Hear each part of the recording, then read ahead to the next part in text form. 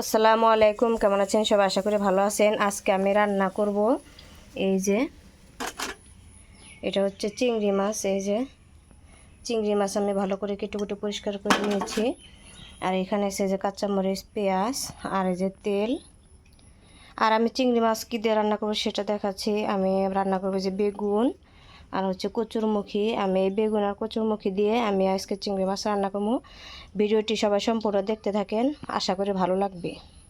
তো আমি এই যে চুলা কড়াই বসিয়ে দিয়েছি। তো দেখেন এই যে আমি চুলাটা অন করে দিছি।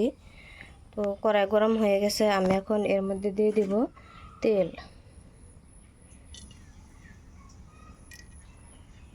তেল গরম হয়ে যাওয়ার পর আমি দিয়ে দেব সব কিছু।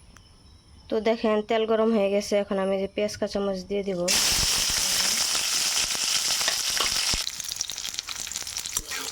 এখানে এগুলো নেড়ে চেড়ে কাঁচা গন্ধ দূর হওয়া পর্যন্ত আমি সুন্দর করে ভেজে নেব।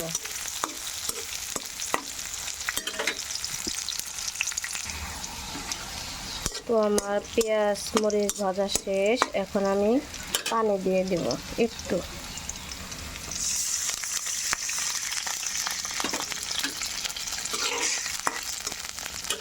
তারপর দিয়ে দেবো মশলা। এই যে এখানে আমি সব মশলা একত্র করে রেখেছি। তো আমি এখানে এগুলো সব করে দিয়ে দিচ্ছি। তো আমি তেল ওঠা পর্যন্ত মশলা সুন্দর করে কষিয়ে নেব। সে পর্যন্ত আমার সাথেই থাকেন। তো ফিরে আসছি কিছুক্ষণ পর। তো আমার এই যে মশলা কষানো শেষ। এখন আমি দিয়ে দেব চিংড়ি মাছ। এই যে দেখুন, এই যে চিংড়ি মাছগুলো দিয়ে দিচ্ছি। তো চিংড়ি মাছ দিয়ে সুন্দর করে কষিয়ে নেব লাল লাল হওয়া পর্যন্ত। ফিরে এলাম কিছুক্ষণ পর। এই দেখুন কত সুন্দর দেখা যায় কালার। তো আমার চিংড়ি মাছ কষানো শেষ। এখন আমি সবজিগুলো দিয়ে দেবো। এই যে ধুয়ে রাখা সবজি দিয়ে দিচ্ছি। সুন্দর করে নেড়ে চেড়ে নিচ্ছি। এই দেখেন আমার তরকারি মশলা কষানো শেষ। এখন ঢাকনা দিয়ে ঢেকে কিছুক্ষণ রান্না করে নেব।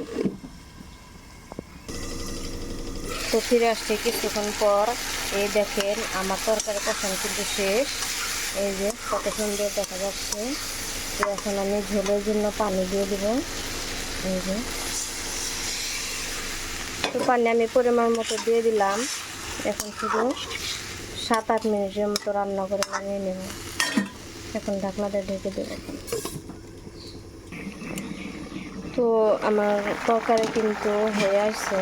দেখেন এই যে আর একটু রান্না করে নিলেই হবে, সর্বোচ্চ 3 মিনিট। তারপর আমার রান্না করা শেষ। তারপর দেখেন যে আমার তরকারি কালারটা কত সুন্দর হচ্ছে। তো ঢাকনা দিয়ে ঢেকে দিলাম।